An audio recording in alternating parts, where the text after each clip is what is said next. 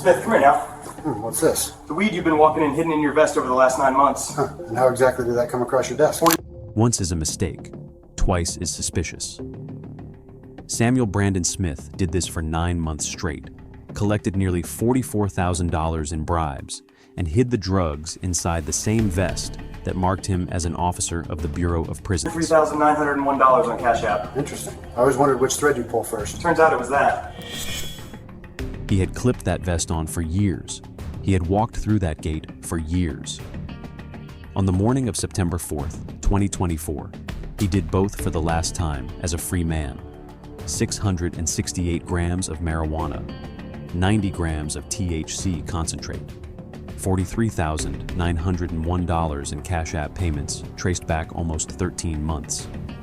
Samuel Brandon Smith was 38 years old, a federal correctional officer at one of the largest prison complexes in the United States, and the colleagues searching him at the staff entrance had finally answered the question Bureau of Prisons investigators had been quietly asking for months. The duty vest he wore to enforce the rules was the place he chose to hide the contraband. He was about to learn what the federal system does to one of its own. Quick question. Would you trust the colleagues you work with every day if you knew one of them was getting paid in CashApp deposits to break the same rules you all swore to enforce? Drop a number in the comments. How many people on this man's shift do you think had a feeling something was off and said nothing? Subscribe before we go any further. This channel covers federal corruption cases. The local news lets disappear after a one-paragraph press release. And what investigators pulled off this officer's body at the gate is just the opening of what they found. Samuel Brandon Smith was born in Marion County, Florida, in 1986. His father worked maintenance for a citrus packing plant on the eastern edge of Ocala. His mother kept the books at a small veterinary clinic off Pine Avenue. They lived in a single-wide trailer on 5 acres of scrub pine north of town, the kind of property where the nearest neighbor was a quarter-mile away, and the closest stoplight was 12 minutes by truck. Samuel was the middle of 3 children.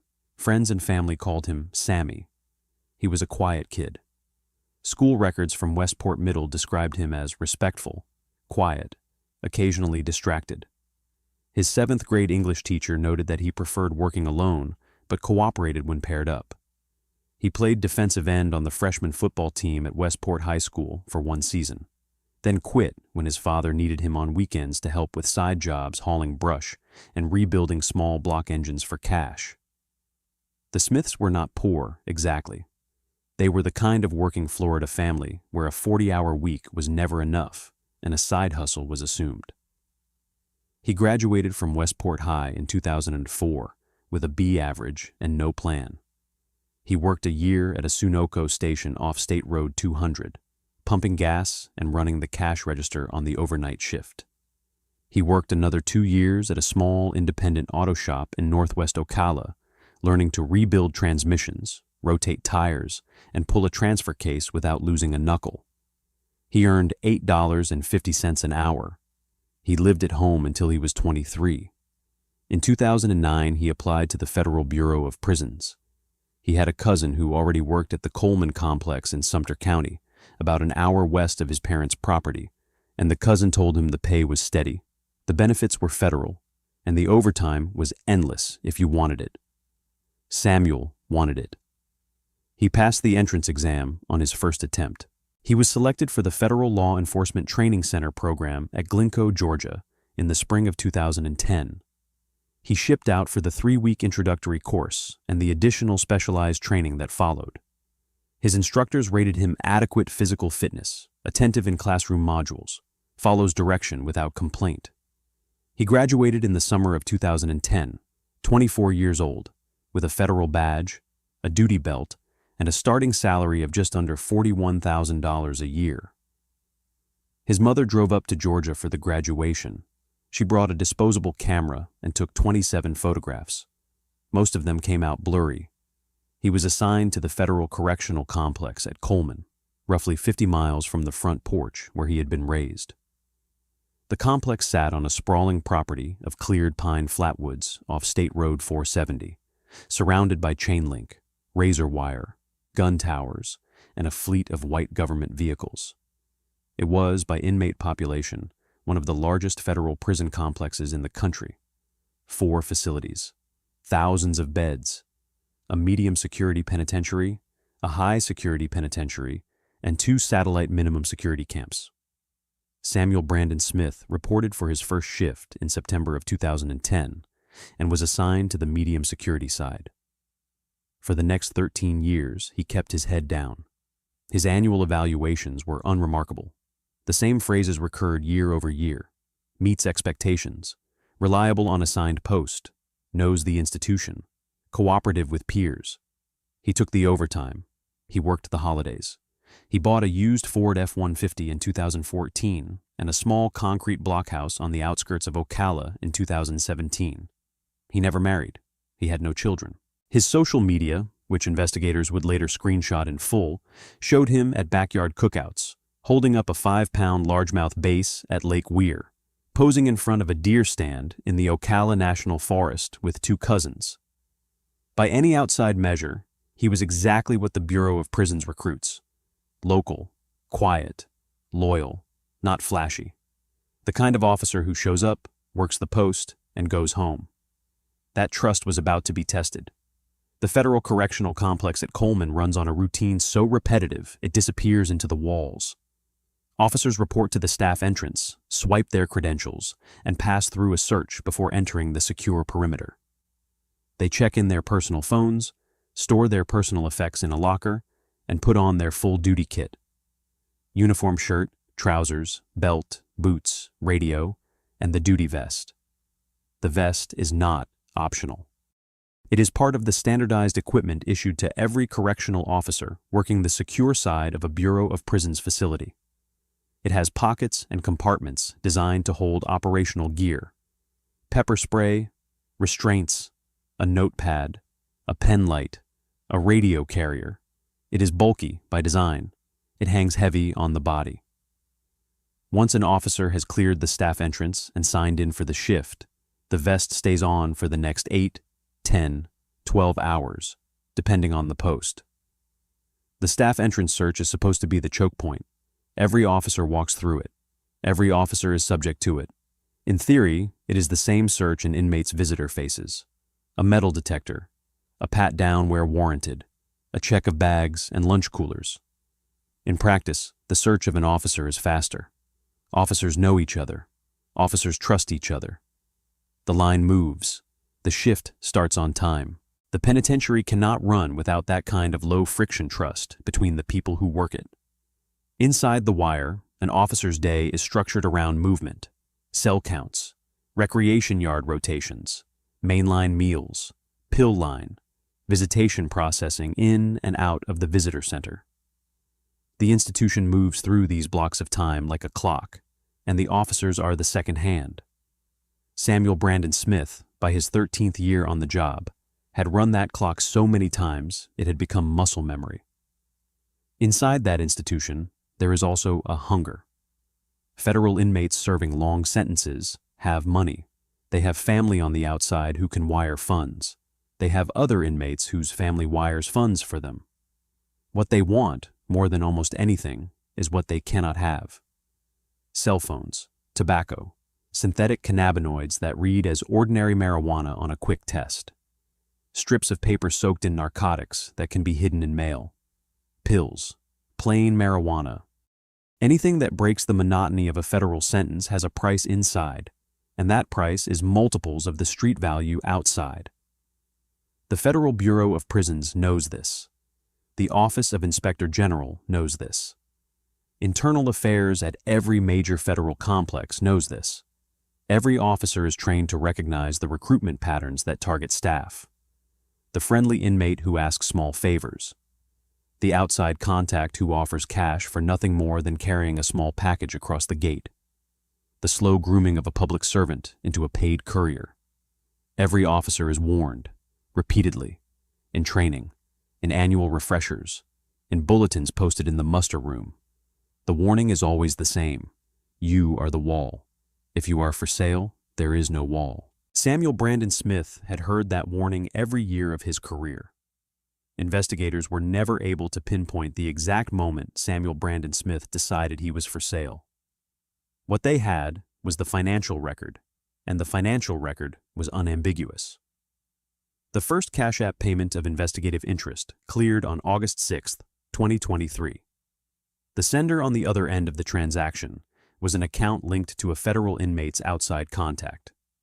The amount was modest, a few $100s, the kind of figure that, by itself, could be explained as a personal loan, a marketplace sale, or a friend paying back a barbecue tab.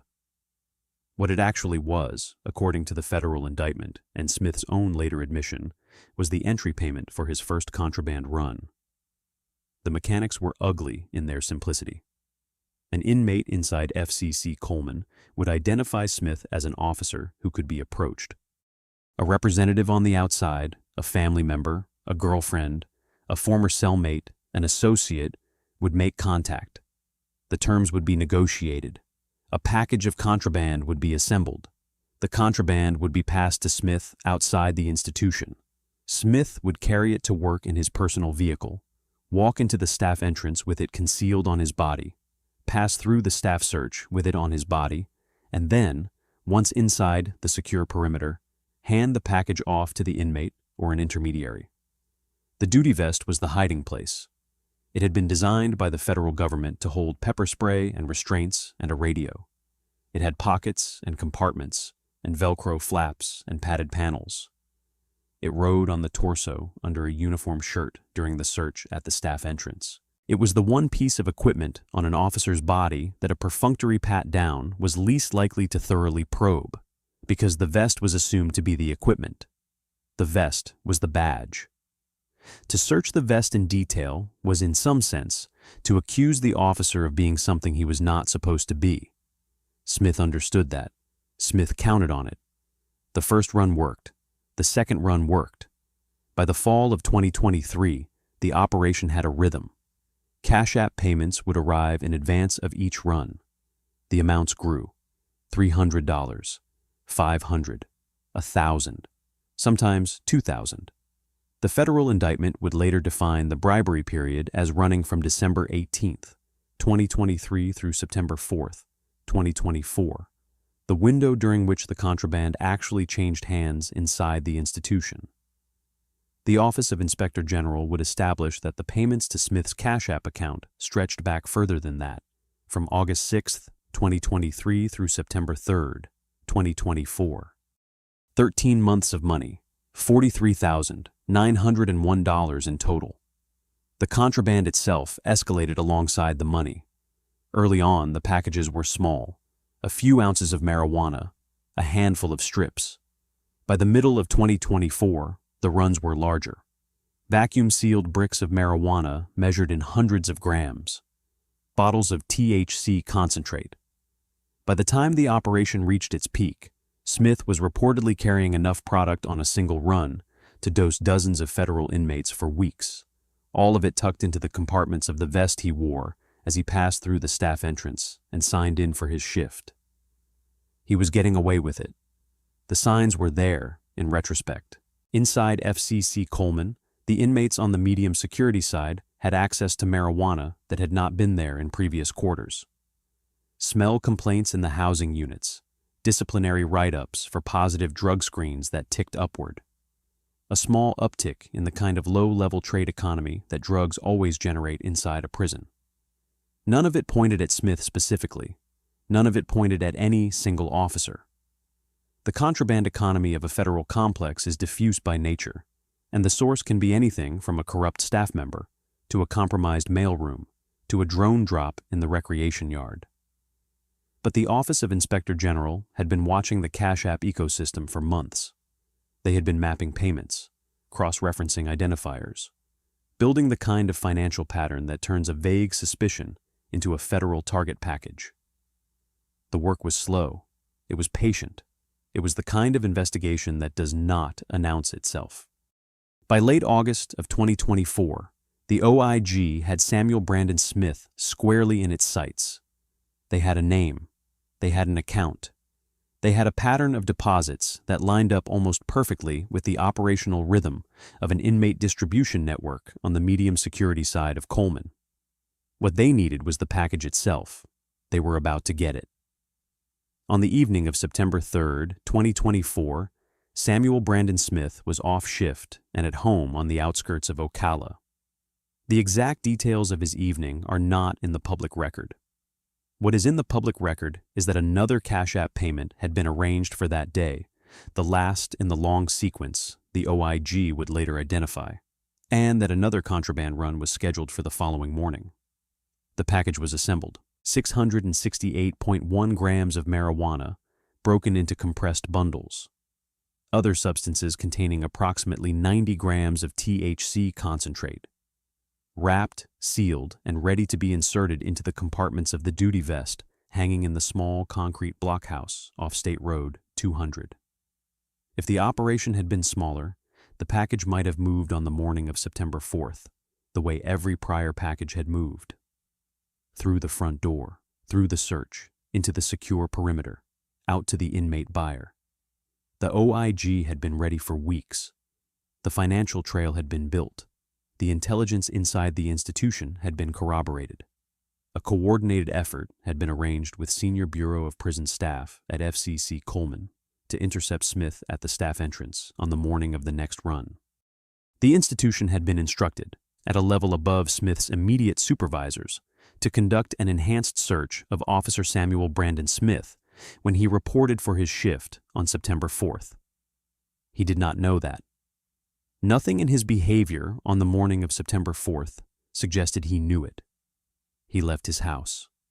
He drove the familiar route up State Road 200. He turned onto State Road 470 west of Wildwood. He passed through the same outer gate he had passed through thousands of times. He parked in the staff lot. He walked toward the staff entrance the same way he had walked toward it for 13 years. He had 668 grams of marijuana inside his duty vest. He walked through the door anyway. The September morning was already warm by the time he reached the entrance, the Florida humidity climbing fast even before sunrise. Other officers were checking in around him. The line moved. He swiped his credentials. He stepped forward.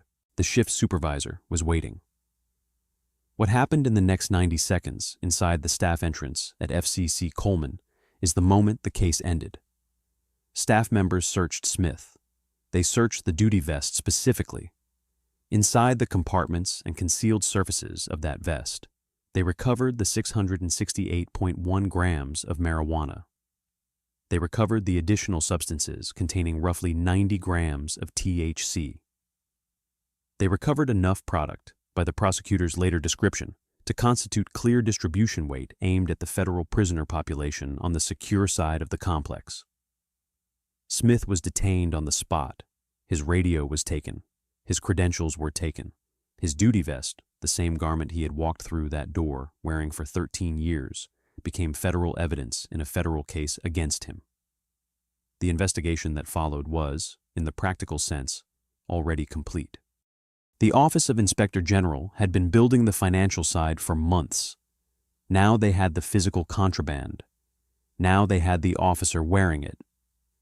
The two halves of the case closed in a single morning at the staff entrance. What investigators reconstructed from there was the full 13-month arc.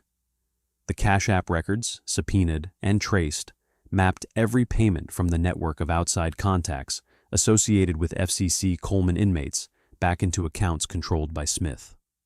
The Office of Inspector General would later document a total of $43,901 in bribery payments tied to the contraband runs. Every dollar of it ran through the same payment app. Every dollar of it visible on a phone.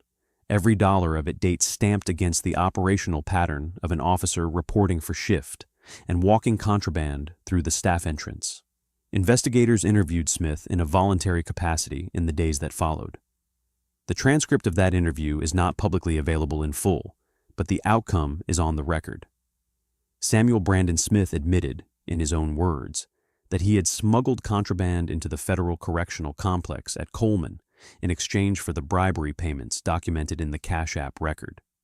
He admitted the duty vest. He admitted the runs. He admitted the money. There was no defense to construct around the seizure at the staff entrance. there was no plausible explanation for nearly $44,000 in CashApp deposits from accounts tied to federal inmates. There was no innocent reading of 668 grams of marijuana inside the compartments of a Bureau of Prisons duty vest worn by a Bureau of Prisons officer walking into a Bureau of Prisons facility to start a Bureau of Prisons shift. The Office of Inspector General handed the case to the United States Attorney's Office for the Middle District of Florida. A federal grand jury returned the indictment. Smith was charged with 1 count of receipt of a bribe by a public official under Title 18 United States Code, Section 201, carrying a maximum sentence of up to 15 years in federal prison, and 1 count of providing contraband in prison under Title 18 United States Code, Section 1791, carrying a maximum sentence of up to 5 years. He had been a Bureau of Prisons officer for 14 years. The federal system he had worked inside for those 14 years was now the federal system prosecuting him. The actual confrontation at the staff entrance on the morning of September 4th, 2024 was, by every account that has reached the public record, brief.